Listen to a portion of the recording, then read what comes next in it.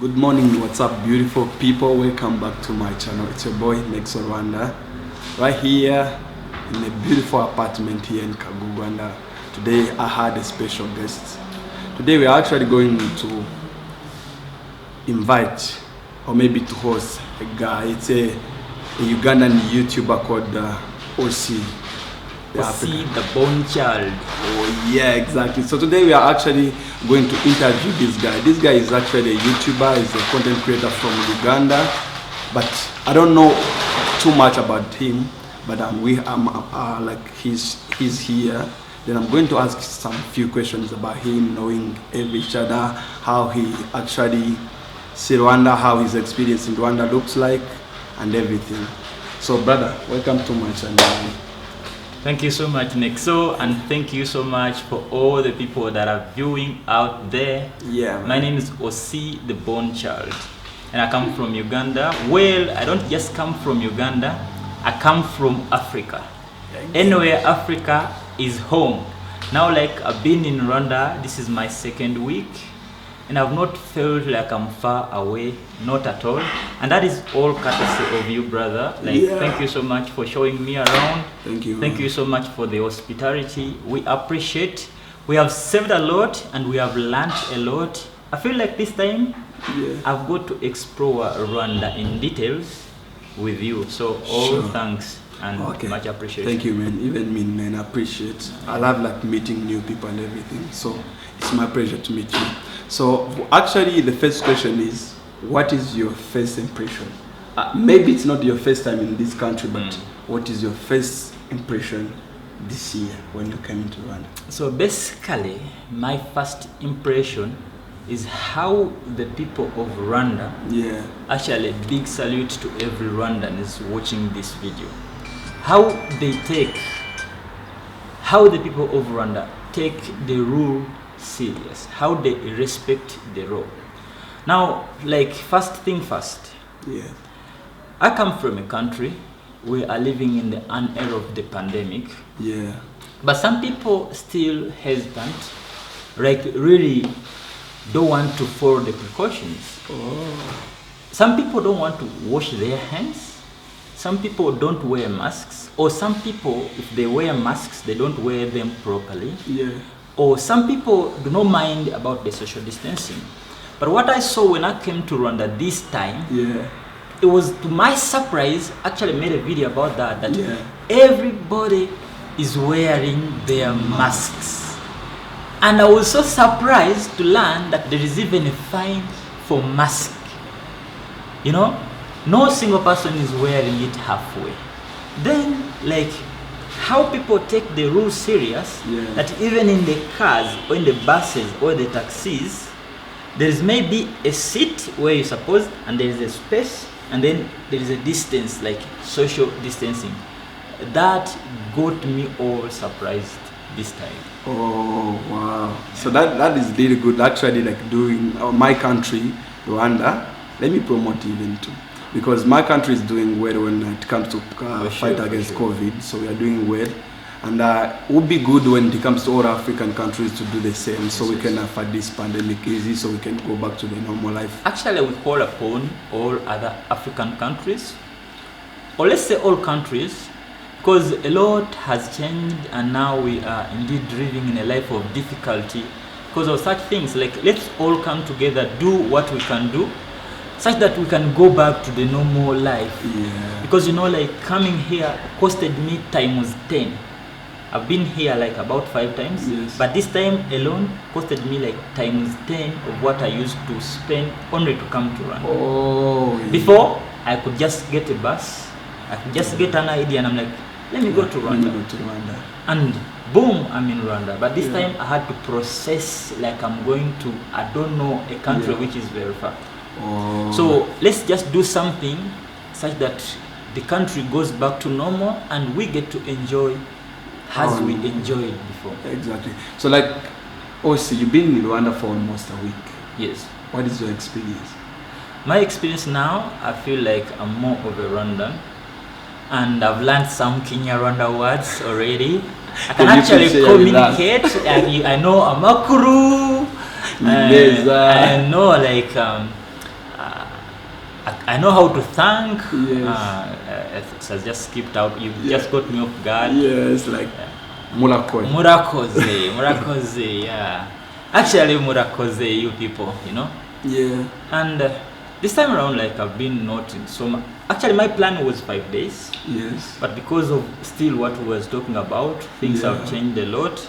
You know, we had to extend our flight because of the COVID thing. If it was before, you could just board. Yeah. So that is it.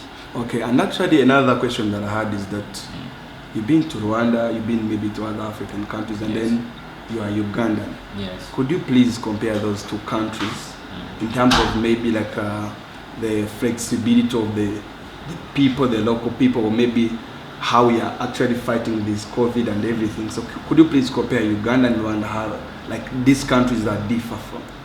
Now I come from Uganda. No offense, my Ugandan people or my Ugandan government, but truth is, Rwanda has taken the bar to another level, for sure. Like the government itself has put areas or provisions to wash hands at all places where there is a public gathering. Let's say tax parks, bus parks, markets. Yeah. For those of you guys that also watch my videos, you will see on my channel, like the government itself has put initiative. So even you as an individual or as a citizen, you feel there is that debt to do because the government has already helped you. Yeah. Unlike in some of our countries, you know, the government is trying to tell you to do something, but it's not helping. You get? Yeah, I get. You know, I heard there is even some places where they give free masks. Yeah, sure. But then you want someone to wear a mask, well knowing this person can probably not even afford a mask, you know?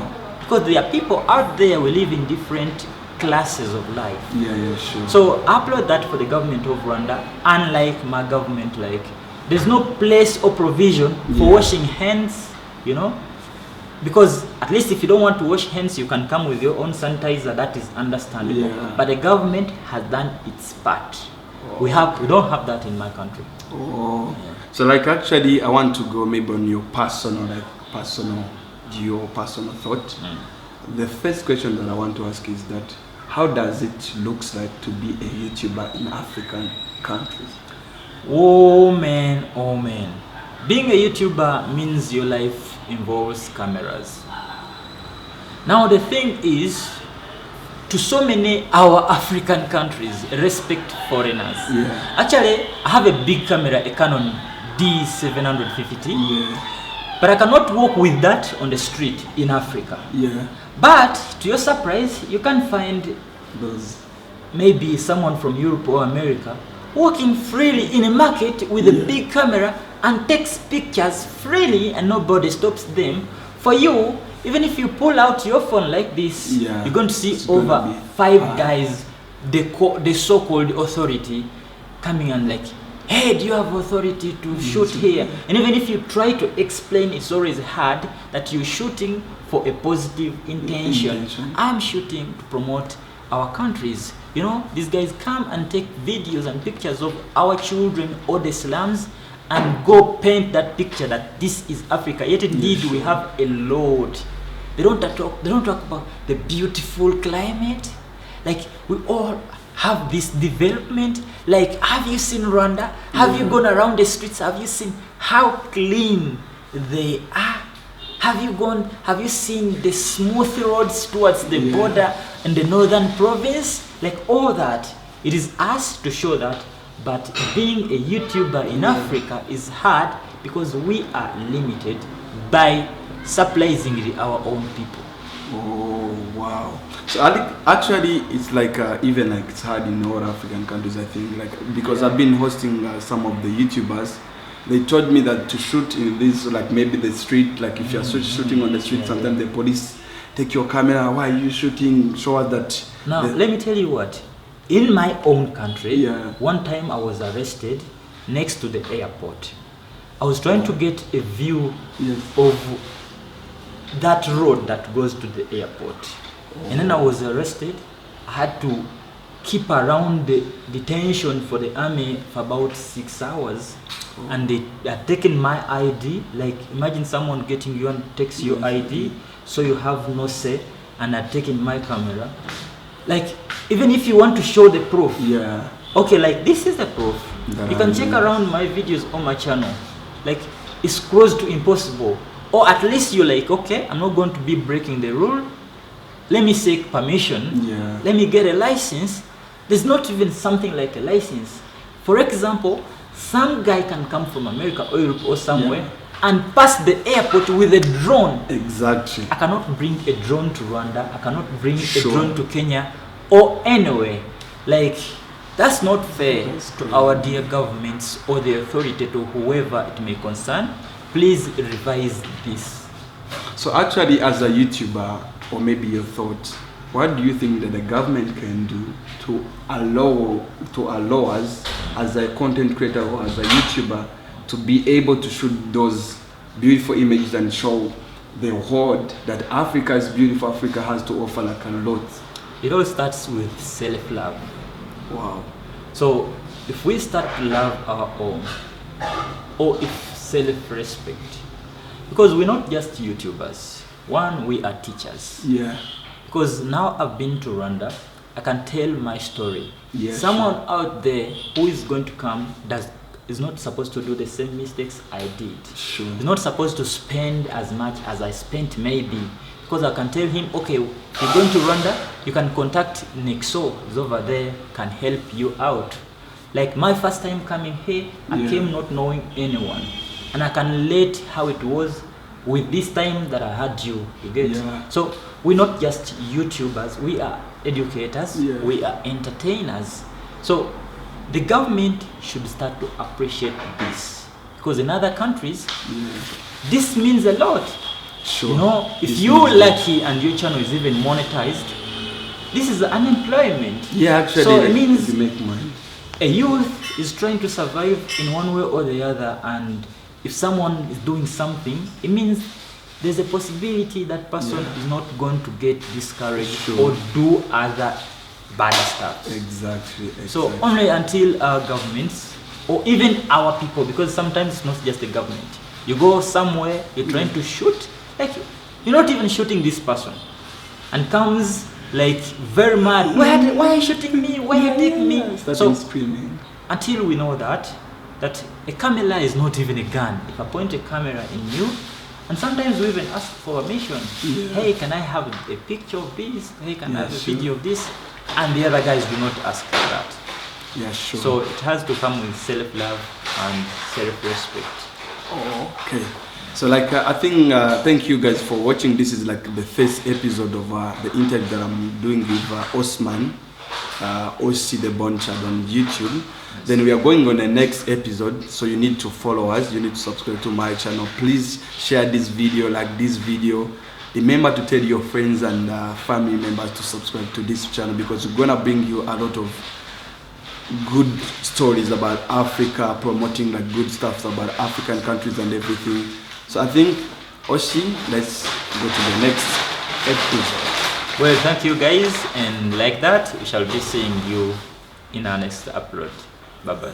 Bye.